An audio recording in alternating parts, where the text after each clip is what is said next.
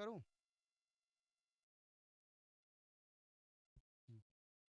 ये आज मैं पैरी नदी के तट पर हूँ, जहाँ पे सिरकट्टी आश्रम है, जहाँ एक अद्भुत मंदिर है, जहाँ पर सारे समाज का भवन भी निर्मित है।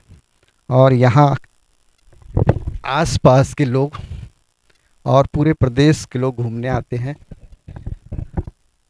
यहाँ पूरे एक परिसर में मंदिर बना हुआ है, जहाँ पर सिरकट्टी एक अद्भुत मंदिर है, जहाँ पर देवी देवताओं का सिर कटा हुआ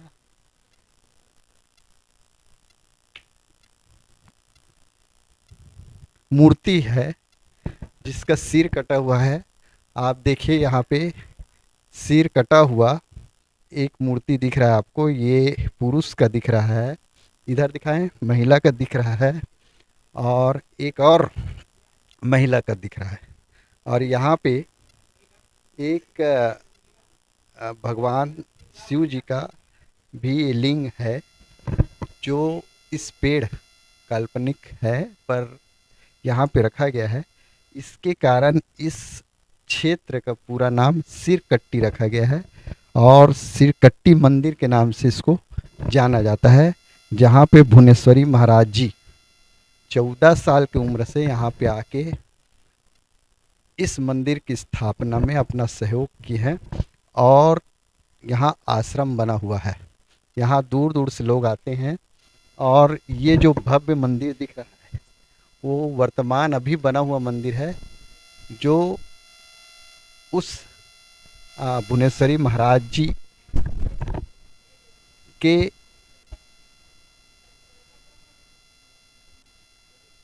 अंदर यहाँ पे उनका स्थल है, जहाँ उनकी मूर्ति लगी हुई है। और ये चारों तरफ एक आश्रम के रूप में सभी समाजों का मंदिर लगा हुआ है।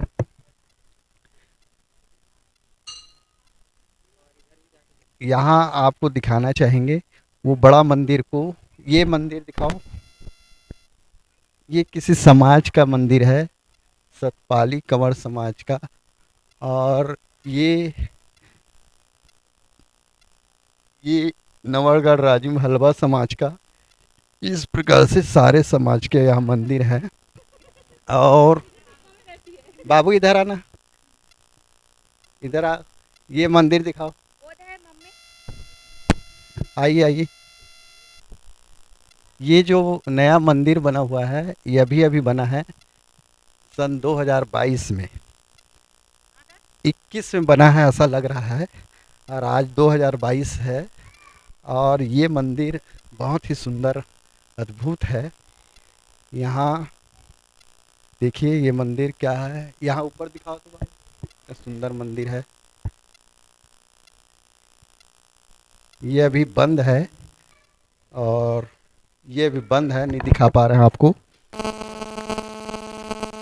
राम मंदिर। पूरी जानकारी हमारे भगत जी बैठे हैं ना वहाँ। हाँ। अच्छा, इसके बाद मैं वहाँ पे भगत जी के पास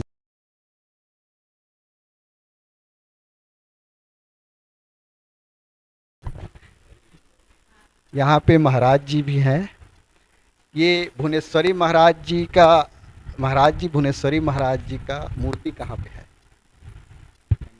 मंदिर आदि स्थल ये मंदिर है, यहाँ पे है। और कहाँ कहाँ के लोग देखिए, इसमें अपने यहाँ तो रायपुर जिला, धमतरी, कांकेर, बस्तर, सरायपाली, बसना के चारों तरफ से लोगों का आना जाना लगा रहता है। हैं?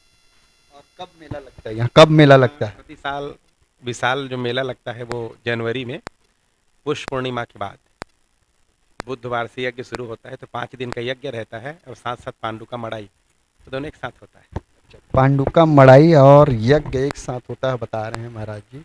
और यहाँ से दूर दूर से लोग आते हैं। इस मंदिर की स्थापना जो भुवनेश्वरी जी किए हैं, वो कितने उम्र से शुरू किए थे? और ये सिरकट्टी जो पत्थर है, पत्थर कहेंगे कि उसको मूर्ति कहेंगे, क्या है वो? देखिए, 12वीं शताब्दी के बाद पूरा देश जानता है, मुग़लों का जब साम्राज्य आया तो जहाँ-जहाँ भी हिंदुओं का मंदिर था उसमें उनके द्वारा तोड़ा गया, फोड़ा गया। तो उस समय से यहाँ भी मंदिर रहा था, उसका अवशेष है यहाँ। और 12वीं शताब्दी का यह जो स्थान है वो है पुरातन स्थान। परम पूज्य गुरुदेव जी तो यहाँ 62 में आए, 1962 में, और तब से गुरुदेव जी यहाँ निवास किए 62 से। ये गुरुदेव जो भुवनेश्वरी महाराज जी हैं, वो मूल निवासी कहाँ के हैं? छत्तीसगढ़ के हैं कि आसपास के हैं कि और कहीं से आए? नहीं, छत्तीसगढ़ के ही हैं। अपने यहाँ गुरुदेव जी जो हैं वो, उनका जन्म हुआ था यहाँ से 35 किलोमीटर दूर लोजहर ग्राम में, और एक सामान्य परिवार से थे वो। उनका वैराग्य हुआ था 12 वर्ष की उम्र में। वो जब स्वयं 12 वर्ष के थे तब से उनका गृह त्याग हुआ था, और वो पूरा देश घूमे हैं, पूरा देश कोना कोना पैदल घूमे हैं, और पूरा देश भ्रमण करने के बाद 12 साल अयोध्या जी में निवास किए। उसके बाद यहाँ के अपना स्थान, इस जगह को बनाए। यहाँ वो काफ़ी लोकप्रिय थे इस क्षेत्र के लिए। जब उनका देहांत एक्सीडेंट से हुआ तो काफ़ी लोग आए थे जिसकी कल्पना नहीं की जा सकती थी। तो ऐसे उस महाराज में क्या गुण था, ऐसे क्या यहाँ पे उनके वो अनुयायी थे जो इनके काफ़ी प्रशंसक थे, उस समय देखने को मिला जब उनकी देहांत हुआ। तो ये कैसे व्यक्ति थे, और अभी उनका ये जो चल रहा है मंदिर, वो कहाँ तक, क्या कल्पना थी उसकी मंदिर? देखिए, परम पूज्य गुरुदेव जी तो बचपन से ही ईश्वरीय कृपा पात्र थे। उनमें वाक सिद्धि थी, अन्नपूर्णा माता की सिद्धि उनके पास था, और वो स्वरूप भी बदलते थे। स्वरूप बदलना मतलब रूप बदलते थे? जी जी, वो उनको लोग सर्प बने हुए भी देखे हैं, उनको लोग बाघ बने हुए देखे हैं, और वो अपना स्वरूप बदल लेते थे। और बड़े सरल थे, बहुत सहज थे, सबसे बराबर प्रेम, सबसे बराबर स्नेह रखते थे। और उनका ये भभूति का जो प्रसाद था वो बहुत सिद्ध प्रसाद है, जो उनको मिला था बचपने में ही। जब वो 12 वर्ष के थे और अपने जब गांव में जन्मभूमि लोजहर में रहते थे, तो छत्तीसगढ़ की परंपरा अनुसार कार्तिक स्नान का परंपरा है। तो गुरुदेव जी भी दीपावली के दिन कार्तिक स्नान करने गए थे। वहाँ एक सुखा नदी है वहाँ, तो वहाँ एक दिव्य पुरुष का उनको दर्शन हुआ, उनके द्वारा ये भभूत मिला हुआ है। तो भभूत जीवन भर भभूत बांटे, और आज भी उसी भभूत का प्रताप है कि लोग सब काम छोड़ के हर एक मनोकामनाओं की पूर्ति के लिए यहाँ दौड़े दौड़े आते हैं। अच्छा, उस भभूत में ऐसा क्या चीज़ है जिससे लोगों की मनोकामना पूरी होती है? जी, वो क्या है, इस जो भभूत है ना, उसमें तो वो जो दिव्य पुरुष का दर्शन किए उनके द्वारा दिया गया है। वो दिए हैं कि बेटा ये भभूत अपने पास रख, और जो भी दीन दुखिया है उनको श्रद्धापूर्वक देते जाना, तो भगवान की कृपा से उनके सारे कष्ट और सही मनोकामनाएं पूर्ण होंगी। यहाँ पे हमारे साथ आपका शुभ नाम? आप? मैं तो गुरुदेव जी का एक छोटा सा सेवक हूँ, मेरा नाम गोवर्धन शरण है। गोवर्धन शरण जी यहाँ पे बताए कि एक अद्भुत भभूत है जहाँ लोगों को यहाँ पे दिया जाता है और उनकी मनोकामनाएं पूरी होती है। और ये एक आश्चर्य की बात ये बता रहे हैं कि वो रूप भी बदलते थे, उनमें अद्भुत शक्ति थी महाराज जी में। इसलिए यहाँ पर जो ये सिरकट्टी का मंदिर है पूरे छत्तीसगढ़ में फेमस है, छत्तीसगढ़ के अलावा पूरे देश में फेमस होने जा रहा है।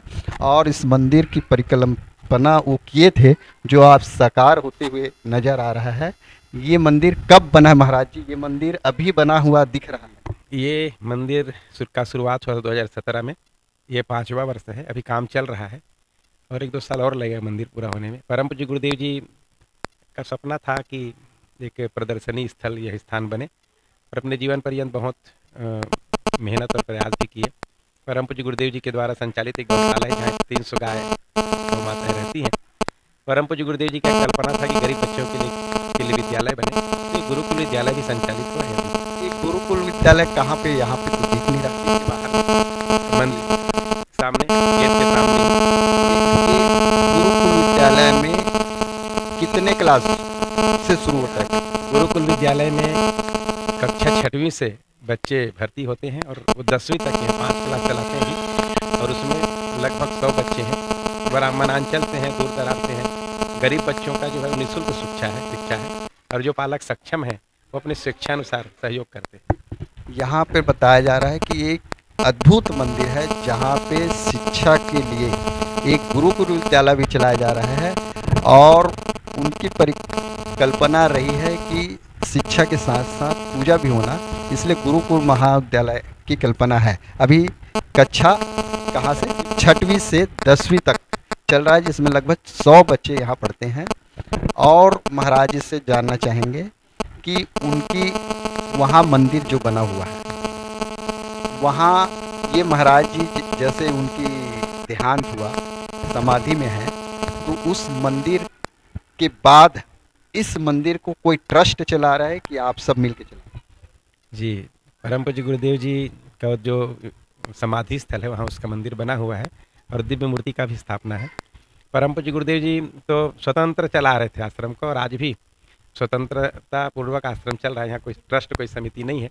और केवल यही नहीं है, हमारा तो इस आश्रम का शाखा है लोमस ऋषि आश्रम राजिम में, कुलेश्वर महादेव के ऊपर में जो बगीचा है लोमस ऋषि आश्रम, एक मंदिर वो है यहाँ का शाखा के रूप में। और यहाँ के शाखा के रूप में है, आप फिंगेश्वर जाएंगे तो मांडव्य ऋषि आश्रम है जंगल अंदर, वो भी एक आश्रम है जिनको गुरुदेव जी संचालित कर रहे थे, आज भी वो संचालित है।